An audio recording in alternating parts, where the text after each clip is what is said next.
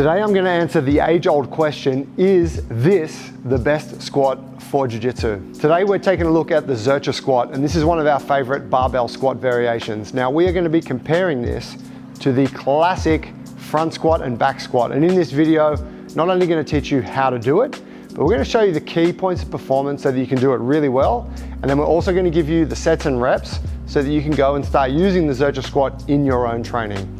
Let's dive into it. All right, so when we're talking about the best squat for Jiu-Jitsu, it's pretty hard to actually choose one. All forms of squats are great. Let's be clear about that. JT and I love them all for all different reasons. And the back squat and the front squat being probably the two most classic forms of barbell squats are typically the ones that we hold up there as being like the ones. But I'm gonna present to you a case for why I think the Zercher squat might be a little bit better for grapplers.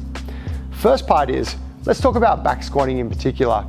The back squat requires an amount of flexibility or joint mobility to be able to rack the position comfortably. We've famously heard that people with big, strong arms and tight shoulders have a hard time setting the bar into the rear rack position for back squatting.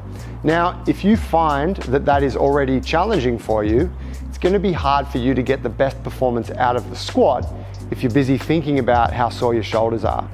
The second facet of that is that a lot of people actually struggle to get good depth with the back squat, and this is because the loading of the bar sitting across the back of the body here does make it a little bit tricky to get super deep unless you have quite good mobility in the ankles and even through the lower back.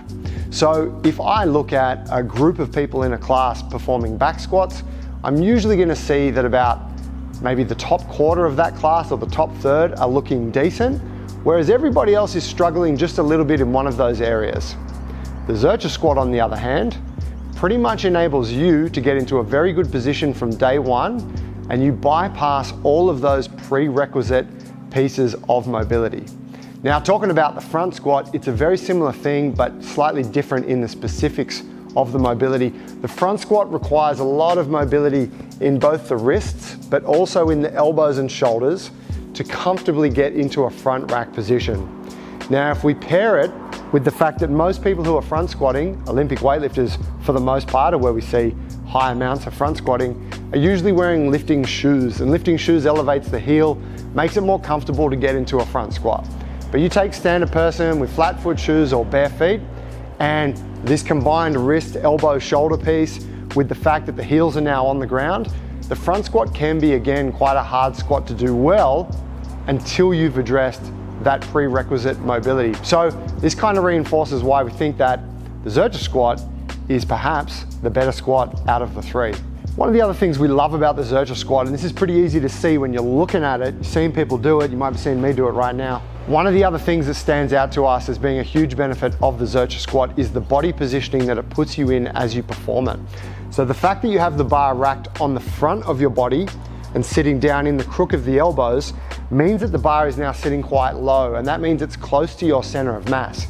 The front rack nature of it also allows us to keep an upright torso position through the squat. And if you look at the mechanics of a lot of takedown work and general wrestling, you're going to see that at the point of loading up the other human, you're in this upright torso position. You have posture as you're initiating the leg drive. So there's a huge carryover between the position we find ourselves training in the Zercher squat and the positions we can find ourselves when wrestling on the mats. All right, so let's start with our foot position. When we're squatting, generally we're gonna have the feet at around shoulder width, and you're gonna have a couple of degrees of turnout of the toes.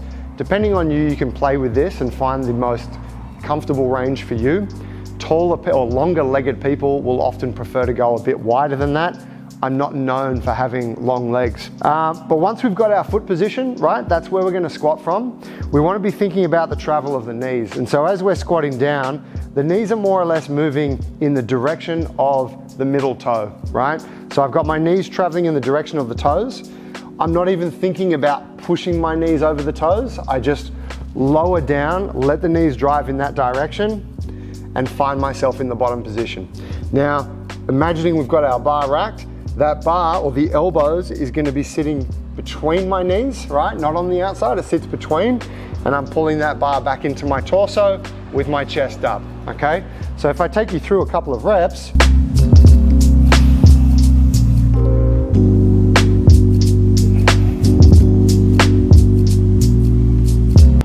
can see the elbows driving inside the knees, chest is up, eyes are straight ahead. All right, let's talk about the elbow positioning. So a common complaint with the Zercher squat is that people get sore on the inside of the elbows. Here's the big tip for that. I'm gonna bring my arm in to set my rack position, but before I load the bar into the crook of my elbow, I'm going to flex that elbow. So I'm gonna curl up, I'm gonna squeeze everything nice and tight, and then load the bar into the crook of the elbow. You can clasp hands here, whatever you like. I prefer to keep two fists, and I bring the fists together and then pull them in. Now, if I can keep that tension through the biceps and at the same time pulling the bar back into my torso, it allows me to have a really strong rack position, and I don't feel like that bar is just hanging into the soft tissues inside my elbow joint. On the other hand, if you just place a soft arm into the bar, take the full weight and then close the elbow, you're gonna have a heavy load sitting into your elbow, the tissues of the elbow, and I think this is where a lot of people get discomfort in the Zercher squat. So take that time to set the rack position correctly, flex, contract everything inside the elbow, and then load into the bar. The second tip there is to make sure you're pulling the bar back into your torso. All right, let's talk about the mechanics of your squat. We've already looked at the rack position, how you're gonna set up the bar, but let's talk about what you're doing through the hips, knees, torso. When we squat, we got two things that are moving. We're bending at the knee and at the hip. So however it helps you to keep both feet planted firmly on the ground, you want your weight distributed through the whole foot. Hips go back a little bit, knees start to bend forward, and I bring myself down, okay? So first part is finding a nice, consistent, balanced squat position, all right? The second part of that is that you don't want to sink into the very bottom of your squat. You don't want to become passive in that bottom position.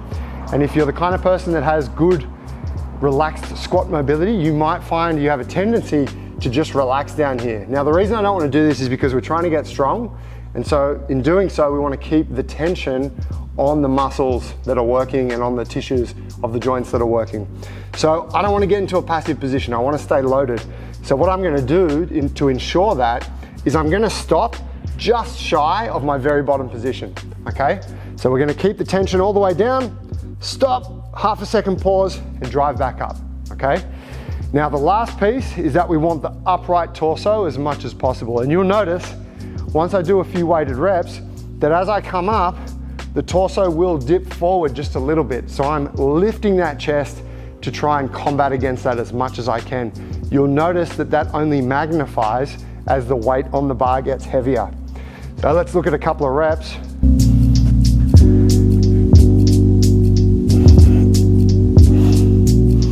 Notice elbows are inside the knees.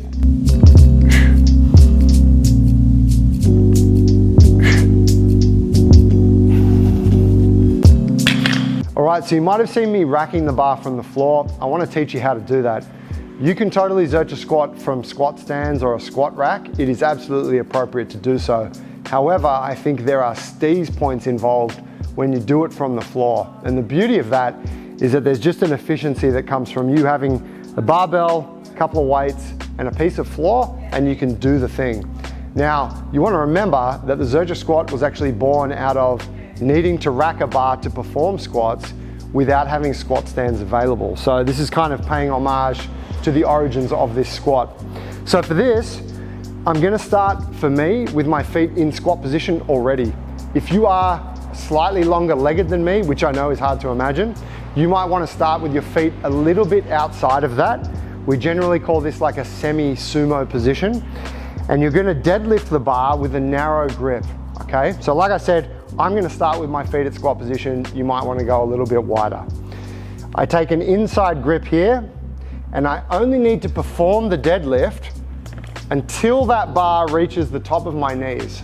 Once I get to that position, I simply bring myself down into this sort of seated squat position. Now, I don't need to go deep. I just need to get low enough that I'm comfortable here. And now I can rack the bar, second arm, pull into the rack position and perform my set. Now that would be your first repetition, okay? So then it's 2, 3, and so on. Once I'm finished, bar comes back to the top of the knee, Replace the hands on the inside grip and lower with control. How many sets and reps should you be doing? All right, let me give you guys a little guide to that. Now, if you're pretty new to weighted squatting, we're gonna recommend that you keep the reps a little bit on the higher end, so 8 to 12 repetitions, and anywhere between 4 and 5 sets is excellent. Now, you could do that at least once, up to twice per week, all right? And layer in another exercise or two for the lower body, and that's gonna be a pretty solid little leg session that you have there, coupled with some upper body stuff, right? If you're a little bit more experienced with squatting, then you probably wanna bring the reps down. So we're gonna say around 5 to 8 reps, and in the realm of 5 to 6 sets here.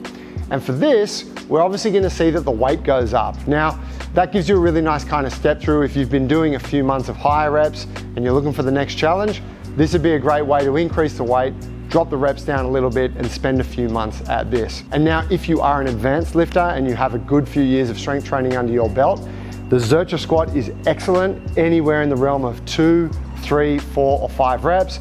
Load that sucker up, 5 or 6 working sets once or twice a week, and you're gonna get strong as hell. So there you have it. That's our approach to working with the Zercher squat. We reckon it's an excellent squat for any grappler. If you haven't given it a go, definitely give it a try. If you've got any questions about it, you can hit us up in the comments, or you can chime in on our Instagram DMs. We're super active there as well. We're massive fans of it, and we've been using it with a bunch of the grapplers that we work with over the last couple of years, and they love it, and they get super strong immediately, and there's very little mobility stuff to bypass.